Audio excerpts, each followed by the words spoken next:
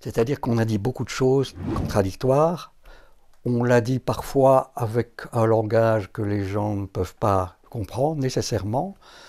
On l'a dit avec une terminologie intimidante. Et je constate, en regardant ce qui se passe en Europe, que les endroits où les choses fonctionnent le mieux, c'est là où le pouvoir a dit « écoutez, nous ne savons pas », ou bien nous n'avions pas de masque », où les gens ont joué l'honnêteté et le parler vrai. Et donc, je constate que chez nous, ça n'a pas été le cas. En général, il y a eu cet entremêlement et je le regrette fortement, parce que ce n'est pas en maquillant la vérité ou en la présentant avec des termes très très intimidants qu'on va convaincre le citoyen.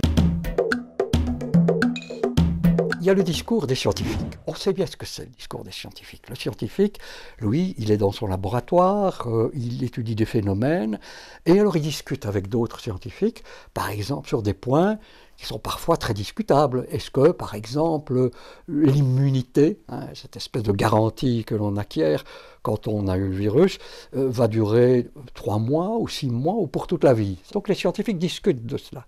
C'est leur métier.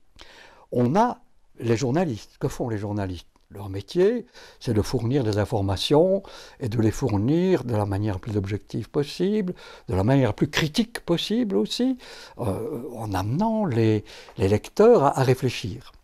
Alors il y a les réseaux sociaux aussi. Les réseaux sociaux, on sait à quoi ça sert. Ça sert à donner des petites informations qui vont dans tous les sens, mais surtout à créer des petites cellules. Alors on a les petites cellules des gens qui croient que le virus est une punition divine. On a la petite cellule de gens qui croient qu'il y a un complot. On a la petite cellule de gens qui écoutent les scientifiques et qui disent « tiens, il faudrait qu'on nous donne des bons chiffres ». Et ce qui s'est produit ici, me semble-t-il, c'est que tous ces discours-là, le discours du scientifique, le discours du journaliste et le discours des réseaux sociaux, se sont entremêlés. Et alors on ne sait plus très bien où on en est. On demande aux scientifiques de dire qu'est-ce qu'on va faire demain, mais ce n'est pas leur boulot. Ça, c'est le boulot des politiques. Il y a le discours des politiques. Le discours des politiques, c'est de dire, écoutez, nous, on doit gérer la société. On doit faire en sorte que vous soyez le mieux possible. Alors, on va faire ceci, on va faire ça. Mais il se retranche derrière le discours des scientifiques. Et donc, il me semble qu'il y a eu une contamination de tous ces discours-là. Et ça, c'est relativement nouveau.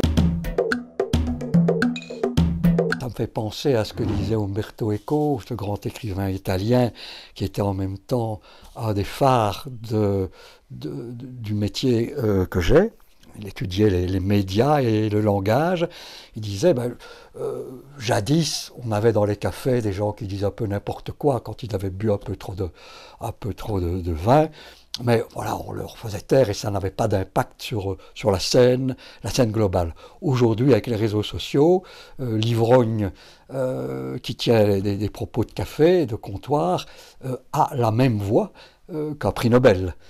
Et là, ça pose réellement un problème. Ce qui me préoccupe beaucoup, c'est que ça a jeté un discrédit, ça a jeté la méfiance sur les grands médias, que ce soit la télévision ou les journaux, au point que les gens se méfient beaucoup de ces médias. Je suis très triste de voir un mot valise qu'on appelle merdia, donc média et merde, circuler sur les réseaux sociaux comme si tous les journalistes étaient vendus au pouvoir. Je pense que ceux qui disent ça ne savent pas ce que c'est, ils n'ont pas de profondeur historique et ne savent pas ce que c'est la censure, parce que la censure dans les médias, ça a existé. Jusqu'il y a peu de temps, du temps du général de Gaulle, vous ne pouviez pas dire à la télévision tout ce que vous vouliez. On dit qu'ils sont des marionnettes du pouvoir. Je pense qu'en effet, il faudrait savoir de quel pouvoir ils sont les marionnettes. Ils sont davantage les marionnettes de l'audimat. À peu près tous les grands médias aujourd'hui sont privatisés. Donc ils ne sont pas tellement les marionnettes du pouvoir politique. Bien sûr, on interviewe les ministres, on interviewe le président. Quand le président de la République française parle, on lui tend le micro. Mais évidemment, on tend le micro quand même à tous les contre-pouvoirs, même les plus imbuvables. Alors que cette idée qu'on va privilégier ce qui cogne. Donc c'est vrai que les journalistes sont victimes.